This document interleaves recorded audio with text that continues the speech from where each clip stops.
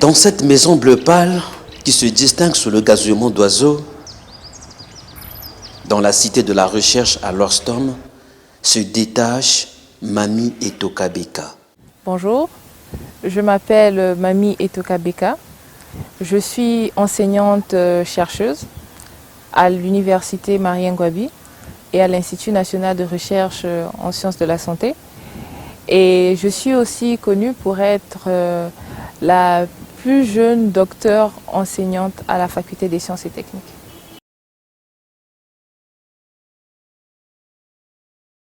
Le NEF, c'est l'acronyme du Next Einstein Forum, qui est une initiative de l'Institut africain des sciences mathématiques en partenariat avec Robert Bosch-Tifung. Elle existe depuis 2013 et elle œuvre à promouvoir la recherche scientifique et l'innovation technologique en Afrique parce que nous croyons que le prochain Einstein sera africain et donc elle le fait pour le développement de l'Afrique. Alors comment je me suis retrouvée en tant qu'ambassadrice du NEF au Congo? Le NEF choisit des ambassadeurs dans chaque pays africain. Nous sommes 54 et c'est un tri assez sélectif et j'ai eu beaucoup de chance. J'avais postulé l'année passée et j'ai été sélectionnée comme ambassadrice de 2017 à 2019.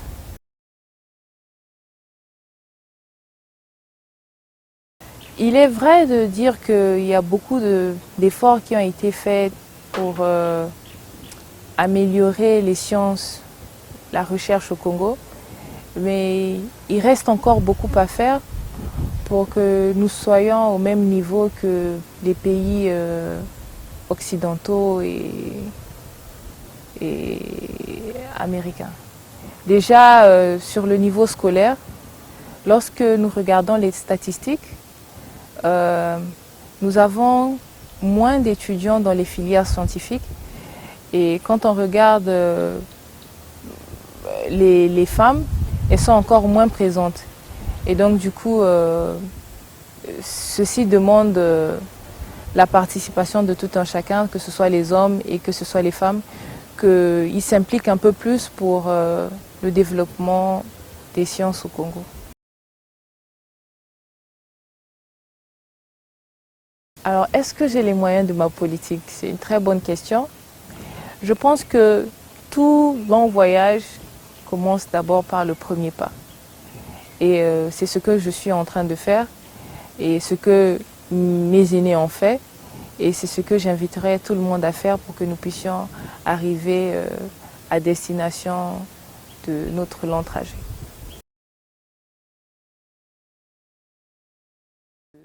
La femme congolaise est de plus en plus intéressée à la recherche. Donc elle a sa place. Déjà qu'elle reçoit la même formation que l'homme congolais, donc elle est du même niveau qualifié que l'homme congolais. Mais ça, c'est un combat qui va plus loin que la femme elle-même.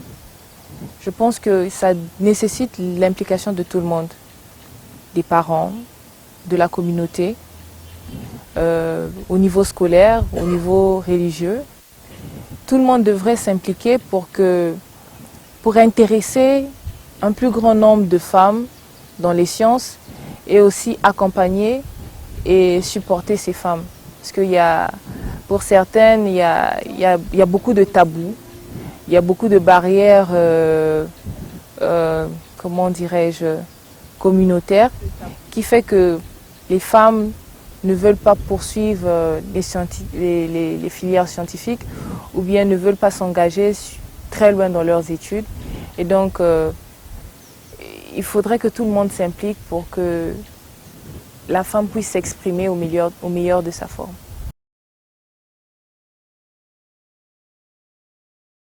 Le Next Einstein Forum œuvre, comme j'ai dit tantôt, à promouvoir la recherche scientifique. En fait, nous cherchons à vulgariser les sciences de telle sorte qu'on intéresse les plus jeunes. Et sur la plateforme du Next Einstein Forum, circulent des appels d'offres, des formations pour pouvoir accompagner ceux qui sont déjà présents dans le monde de la recherche. Donc c'est aux ambassadeurs de relayer ces informations lorsque ça circule pour que tout le monde puisse bénéficier de cela. Et aussi d'organiser des événements qui présentent les scientifiques et aussi qui toucheront les politiques parce que ce sont eux les décideurs. Et donc du coup, ils devraient aussi voir l'importance de la science. Et voilà pourquoi parmi ces activités, il y a l'organisation de la Semaine africaine des sciences en Afrique. Et pour cette deuxième édition de la Semaine africaine des sciences, en Afrique, elle aura lieu dans 35 pays, parmi lesquels le Congo.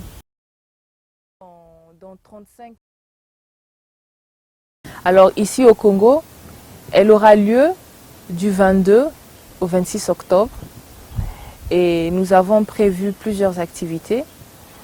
Il y aura des ateliers de formation et d'initiation pour les élèves du primaire et du collège. Nous avons prévu une compétition inter-lycée. Ça, c'est pour éveiller cet esprit de recherche chez les futurs étudiants de nos universités.